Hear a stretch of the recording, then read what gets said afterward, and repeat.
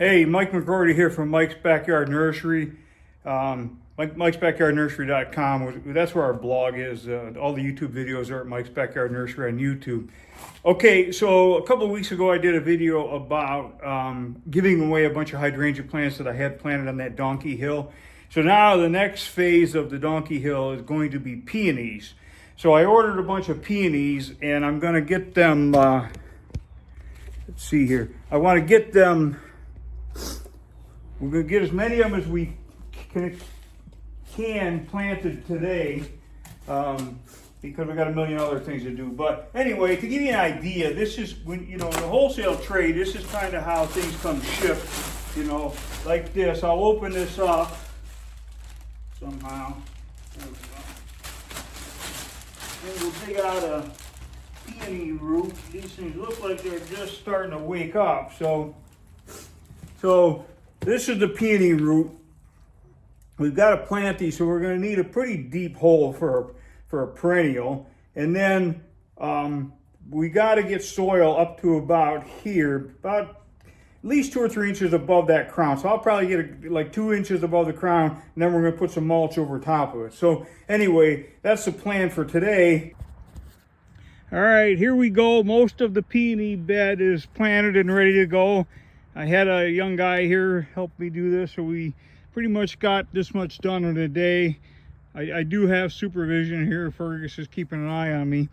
As you see along the fence, there's kind of a valley there that would just grow weeds. I couldn't put any plants down that close because the donkeys would just eat them.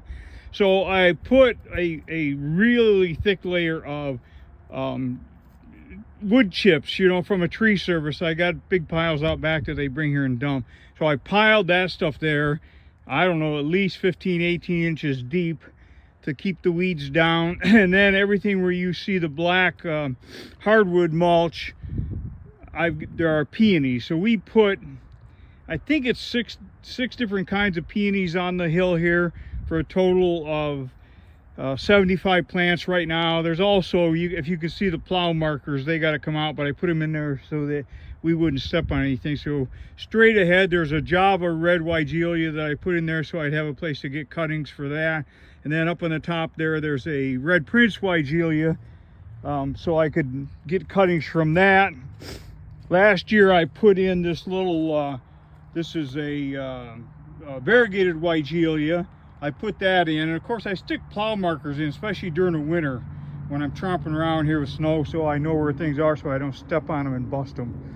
So I got to pull all these plow markers out. I marked these Japanese maples while we were working here, and I transplanted a bunch of them so I could get them in more of a congested area.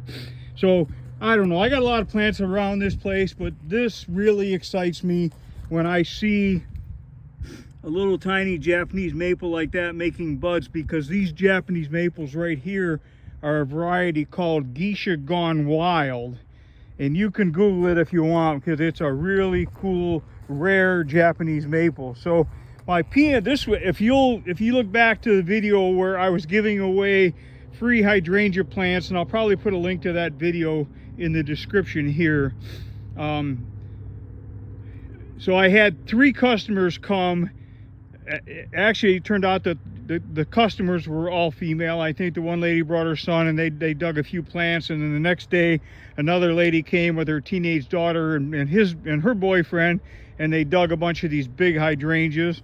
And then a few days later another lady came with her teenage son, and they dug the rest of them, and they completely cleaned out this hill. And I'll tell you, those 2 ladies, they came with minivans, and I helped them tie the plants in a bundle. I showed the other lady how to get them tied up in a bundle, and those minivans were packed to the ceiling with plants when they left here. So they got something that they considered of value, and I got the plants out of here, and I didn't have to dig them myself, which I don't really want to do because I've got a whole bed of weeping, well, they're not all weeping, there's some Bloodgood and Emperor 1 Japanese maples in here that are upright, but I've got to get in this bed in the next few days and dig, I don't know, maybe 10, 12, 15 of these weeping Japanese maples. So I'll dig them bare root, I'll take them out back and heal them in, and then in a few weeks I'll go back and put a burlap ball on them, kind of like I did this one. This one here is a this is one of those geisha gone wild, and I'm giving that to a friend as a gift. So, but I think the project for today, since I have this area already now to turn back into a container area, is to pull this black plastic dot back. The ground cover cloth, Nursery ground cover cloth is what it's called if you're looking for it. DeWitt is one brand name, but I bought the generic stuff and it's pretty good as well. So I got to get this covered and then get my irrigation back in place. You can see the irrigation is all over there, helter-skelter.